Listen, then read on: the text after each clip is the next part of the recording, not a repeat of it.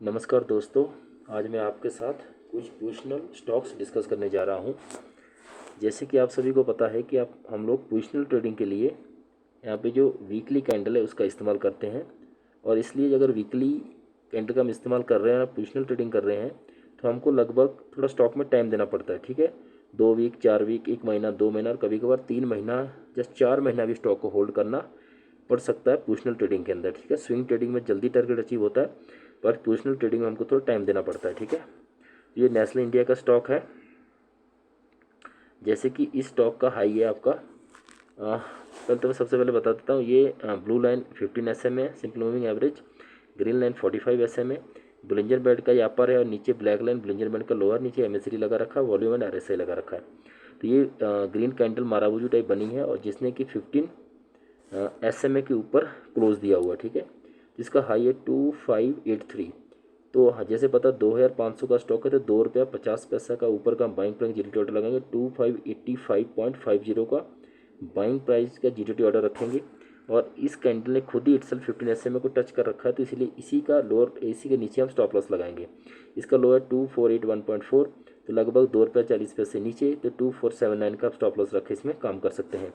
ठीक है, तो ये जो एक वीक के अंदर मूवमेंट आया है, buying price minus stop loss करेंगे लगभग 4% का। ठीक है, तो हो सकता है आने वाले 15-20 दिन के अंदर ही आपका 4% ये टारगेट अचीव हो जाए। ठीक है, बट एक चीज़ का आपने ध्यान देना है, किसी भी स्टॉक के अंदर 0.5% of your total capital in demat account से ज़्यादा रिस्क नहीं लेना है। 0.5% से क्वांटिटी कैसे कैलकुलेट करनी है तो मेरा वीडियो जाके देख सकते हैं, Punjabi wealth how to calculate risk and quantity in stock market. ठीक है, नेक्स्ट स्टॉक है जो है रेलटेल। जैसे कि आप देख पा रहे हैं, ये 15 SMA से ऊपर ही बाउंस बैक कर गई है। ये रेड कैंडल बनी, फिर एक ग्रीन कैंडल बनी है। तो इस ग्रीन कैंडल का हाई है 413.3, लगभग 40-45 पैसे ऊपर, तो 413.75 का आप बाइंग प्राइस इंडिकेटर लगा सकते हैं। और इस प्रीवियस कैंडल का लोअर लो के नीचे स्टॉप लॉस रखेंगे। इसका लो है 354.75, तो 25-30 पैसे नीचे 354.50 का आप स्टॉप लॉस रख के स्टॉक के अंदर भी काम कर सकते हैं। ठीक है, सेम इसमें बाइंग प्राइस का स्टॉप लॉस का लगभग गैप है रेलटेल के अंदर आपका अप्रॉक्स 14%। तो आपको हो सकता है कि 1 महीना या 2 महीना भी स्टॉक को होल्ड करना पड़ सकता है। ठीक है, नेक्स्ट स्टॉक है जो आपका मोल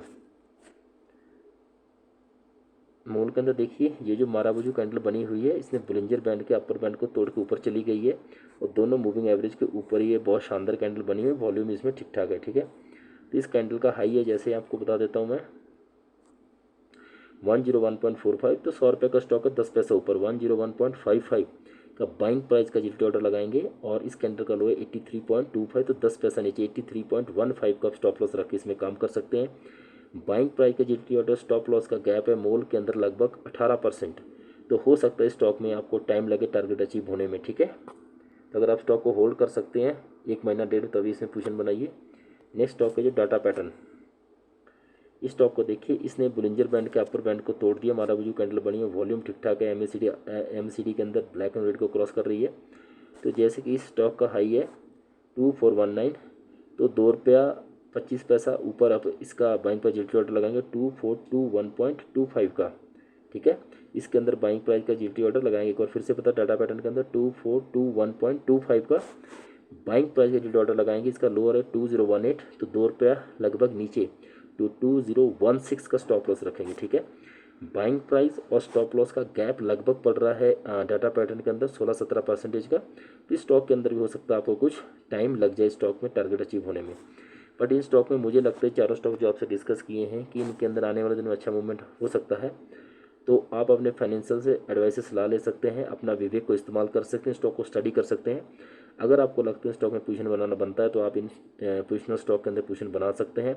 बट एक चीज़ का ध्यान रखना कि आप पोजिशनल ट्रेडिंग के अंदर कुछ समय लगता है, तो आपको उतना समय स्टॉक को होल्ड करना पड़ेगा विथ स्टिक स्टॉप लॉस। ठीक है, तो इन चारों स्टॉक को आप स्टडी कीजिए, मुझे लगता है इनमें अच्छा मूवमेंट आ सकता है और ज़रूरी नहीं आपको भी लगे। अब स्टॉक को स्टडी कीजिए, अगर आपको लगता है पोजीशन बनाना बनता है तो इन स्टॉक में पोजीशन बना सकते हैं। अदरवाइज स्टॉक को आप अपने वॉच लिस्ट में डालिए और देखिए आने वाले दिन में स्टॉक में कैसा मूवमेंट आ रहा है। Okay, thank you.